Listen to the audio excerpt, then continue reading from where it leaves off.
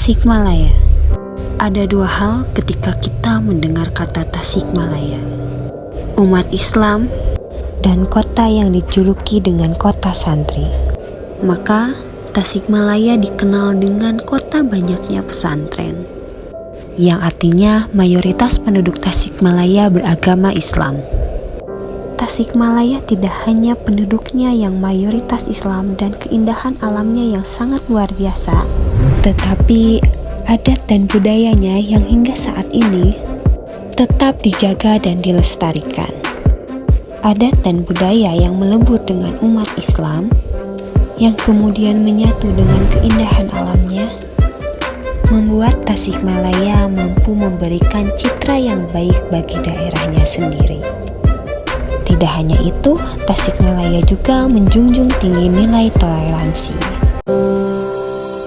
Selama saya tinggal berdampingan dengan orang-orang yang berbeda keyakinan dengan saya sangat merasakan ada toleransi gitu di teman-teman saya atau lingkungan saya, karena memang saya merasa pentingnya toleransi, saling menghargai itu untuk kita bisa saling berkomunikasi dengan baik gitu. Kalau tidak ada saling menghargai saling bertoleransi, bagaimana bisa terciptanya hubungan yang baik dan harmonisasi gitu. Pertama, mengenai masalah toleransi, kita kembali kepada masalah yang prinsip ya, masalah fundamental, bahwa toleransi ataupun keberagaman itu merupakan suatu keniscayaan. Keadaan yang menjemuk itu adalah suatu keniscayaan yang tidak dapat kita tolak, dan itu suatu hal yang memang sudah ada sejak dahulu, bahkan sejak penciptaan manusia pertama kali hingga saat ini. Jadi sebetulnya hal mengenai perbedaan keberagaman itu adalah suatu hal yang memang harus kita terima dengan lapang dada, harus kita terima dengan rendah hati dan sebagainya. Mungkin itu yang pertama. Yang kedua, dalam Islam mungkin mengenai masalah toleransi ini sudah ditegaskan oleh Nabi kita bahwa orang Islam dapat dikatakan beriman kepada Allah dan juga hari akhir. Itu dikatakan apabila mereka bisa menghormati tetangganya. Kata tetangga ini menunjukkan bahwa Nabi menekankan kita harus menghormati tetangga, apapun itu agamanya, apapun itu rasnya, apapun itu jenis kelamin dan sebagainya gitu kan. Itu menunjukkan bahwa Nabi Muhammad ini menekankan pada kita untuk selalu menjunjung tinggi perbedaan, toleransi, dan menghargai serta menerimanya dengan keadaan yang semestinya. Problematika yang saya rasakan di lingkungan saya, terkhususnya untuk lingkungan saya yang berbeda keyakinan gitu,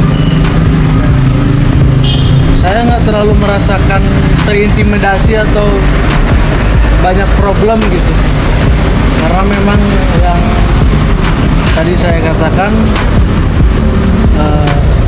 kita sesama manusia tuh memang kodratnya tuh saling menghargai, hidup berdampingan. Tapi walaupun kita berbeda, mau itu berbeda keyakinan, berbeda budaya, berbeda golongan, tapi masih tetap disatukan gitu dengan lingkungan-lingkungan yang baik. Menurut saya, walaupun ada problem di antara kami yang berbeda keyakinan, sebaiknya harus bisa diselesaikan dengan baik.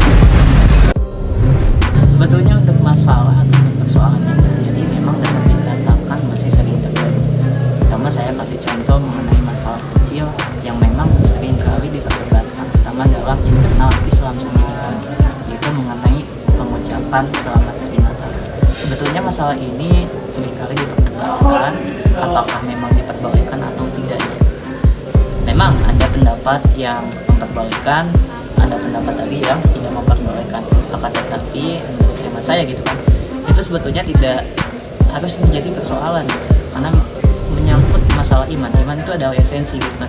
Esensi itu sifatnya itu ada di dalam hati, keyakinan yang di dalam hati yang mungkin tidak bisa dikurangi ataupun tereduksi oleh kata-kata gitu. Misalnya kita mengucapkan selamat hari Natal, itu kan tidak akan secara langsung mempengaruhi iman kita di dalam hati. Jadi sebetulnya hal-hal kecil mengenai masalah tadi itu sebetulnya tidak mesti dipersoalkan, terutama dalam konteks toleransi antar umat beragama baik di Indonesia maupun di kota Tasikmalaya.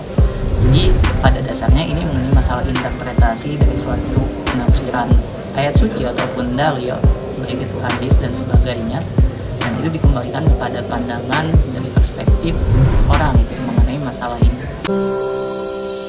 Kebijakan pemerintah yang mengatur toleransi antar beragama tuh saya kurang tahu ya, karena kurangnya saya mengetahui info-info peraturan negara.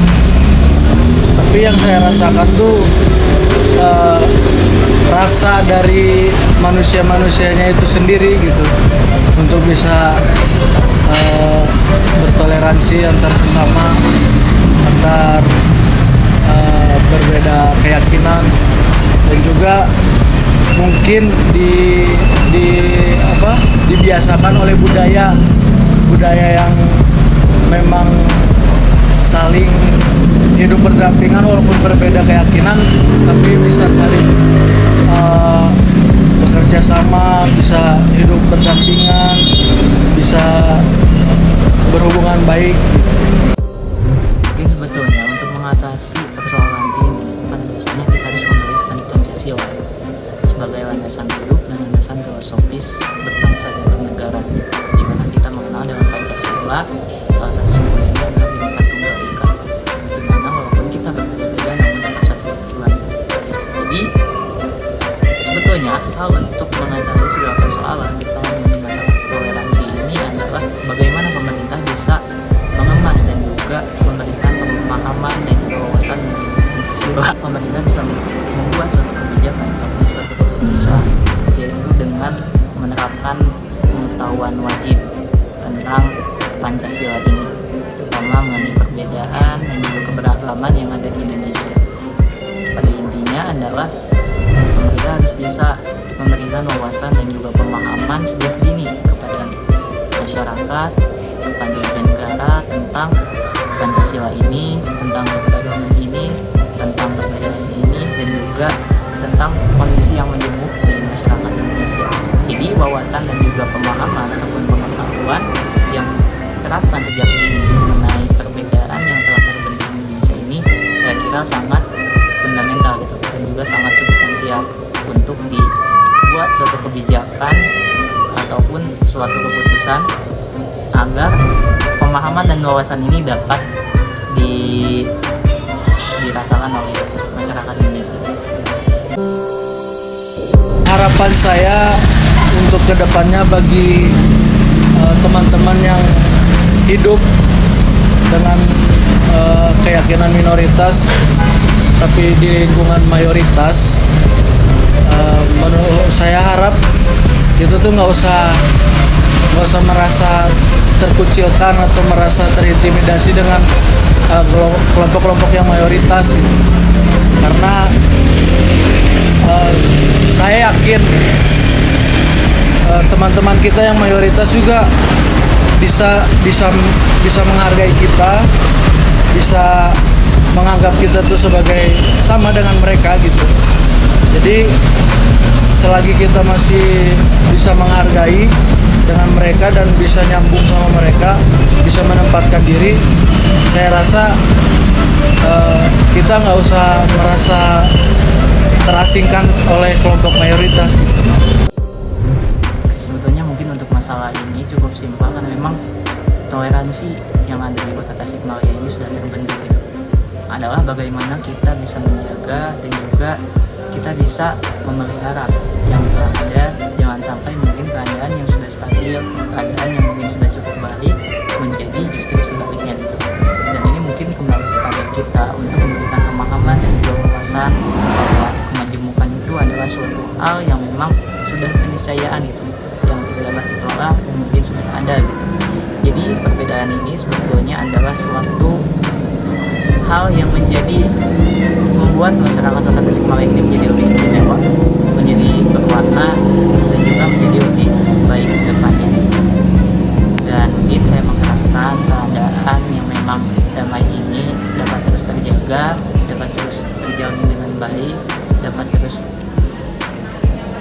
dihubungkan dengan hangat baik antara agama yang satu dengan agama yang lainnya. Indonesia is a wonderland. Indonesia merupakan negara yang multikultural di mana banyak sekali perbedaannya. Salah satunya yaitu perbedaan agama. Dengan perbedaan ini, tentunya antar umat beragama harus memiliki sikap toleransi. Sikap toleransi antar umat beragama dapat menjaga hubungan masyarakat agar tetap harmonis di tengah perbedaan. Dengan adanya sikap toleransi, kenyamanan dan ketentraman masyarakat akan terjaga tanpa adanya konflik karena perbedaan tertentu. Sikap toleransi bertujuan untuk mencegah terjadinya perpecahan akibat banyaknya perbedaan. Dengan memiliki toleransi, setiap penganut agama akan menghargai keberadaan agama lain, sekaligus akan mendorongnya menghayati ajaran agama yang dianutnya. Dengan demikian juga akan membantunya untuk meningkatkan iman dan ketakwaan kepada Yang Maha Kuasa.